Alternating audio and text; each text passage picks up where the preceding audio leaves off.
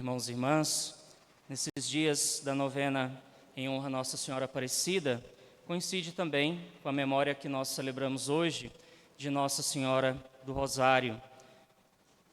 A devoção a Nossa Senhora por meio do Rosário começou no século XV, XVI, com os frades dominicanos, mas Papa Pio V, que também era dominicano, instituiu essa festa para a Igreja de um modo universal, como um agradecimento por uma batalha que os cristãos tinham vencido em cima dos turcos.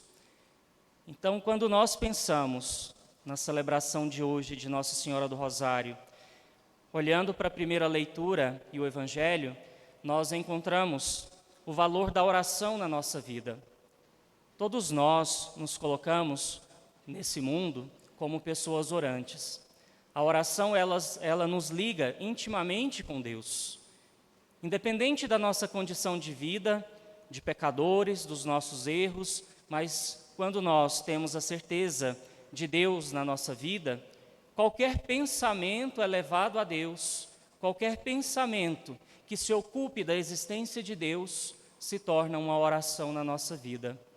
Por isso, nós não podemos dizer que existe o certo e o errado numa forma de rezar. Existe sempre um coração voltado a Deus, um coração aberto. Isso já é uma forma plena de oração. Mesmo quando nós não conseguimos proferir nenhuma palavra, mesmo quando reina o silêncio, aquela solidão ao nosso redor, quando nós não conseguimos verbalizar nada, mas o fato de nos colocarmos na presença de Deus, isso já é uma grande oração. Quando nós olhamos o Evangelho de hoje, nós podemos pensar que todo o universo, tudo o que há de criado no mundo, esteve voltado para esse momento.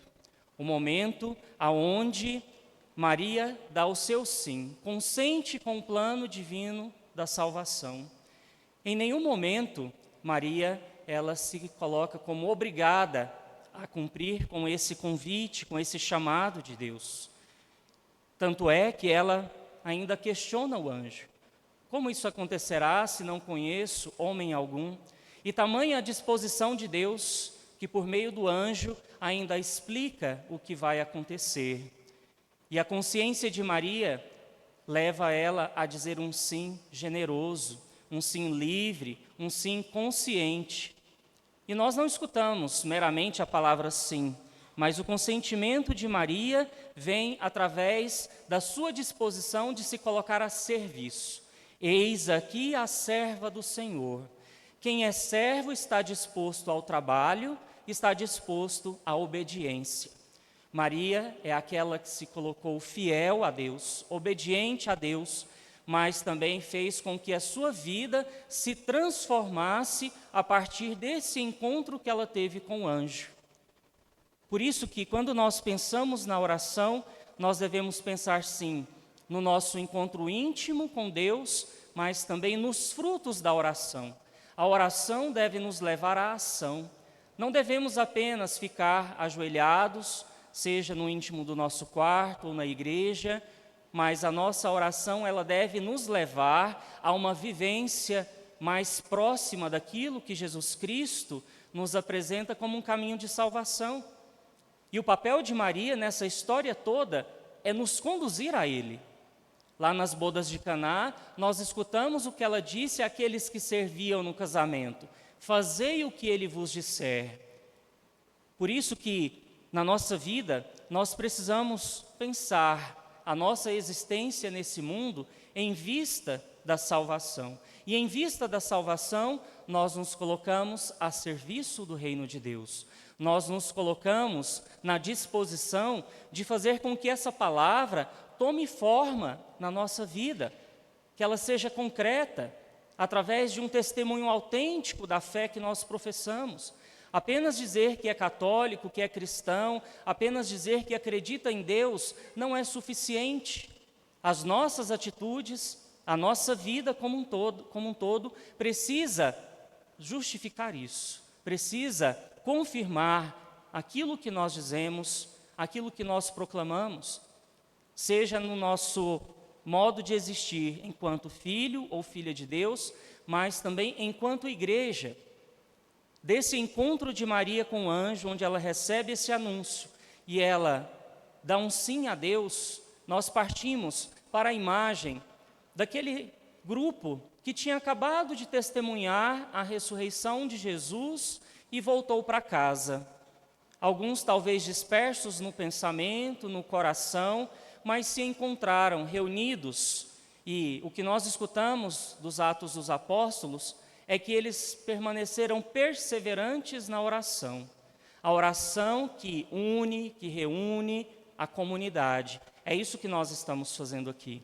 Dispersos no mundo, não perdidos no mundo, mas dispersos no sentido de inseridos nos nossos locais de trabalho, na nossa família, com outras pessoas com quem nós convivemos. Nós agora nos reunimos na certeza da presença de Deus, na certeza de que o Senhor escuta as nossas preces, acolhe as nossas orações. E aqui nós viemos numa atitude muito humilde, como filhos e filhas de Deus, mas também de Maria. E sabemos que ela apresenta as nossas orações ao seu Filho. Santo Antônio nos ensina que um pedido de Maria se torna uma ordem ao Sagrado Coração de Jesus. Então, por meio de Maria, como filhos confiantes, nós nos colocamos aqui, aos seus pés, apresentando as nossas necessidades, apresentando as nossas angústias, sofrimentos, aqueles pedidos de graças, mas a partir da devoção a Nossa Senhora, nós não podemos sair daqui sem pensar na dimensão de quem acolhe o Evangelho, a Palavra de Deus, como um desafio para o serviço da igreja, como um desafio para promover a justiça e a paz no mundo. Por meio da oração, por meio do nosso ser filho e filha de Deus, nós devemos assumir de um modo autêntico o nosso lugar no mundo como agentes transformadores da realidade onde nós vivemos. Papa Francisco nos convidou, católicos do mundo inteiro, para que no dia de hoje nós dedicássemos a jejum e oração para que Deus possa tocar o coração daqueles que promovem as guerras, que matam, que reduzem a dignidade humana a nada, para que assim transformados possa começar a florescer o amor de Deus. Somos convidados a fazer com que a nossa oração, com que a nossa devoção à Virgem Maria tenha essa intenção. Que nesse dia de hoje nós possamos então nos unir ao Papa Francisco nas suas orações, nas suas intenções, para que o mal desse mundo possa ser diminuído, possa ser reduzido.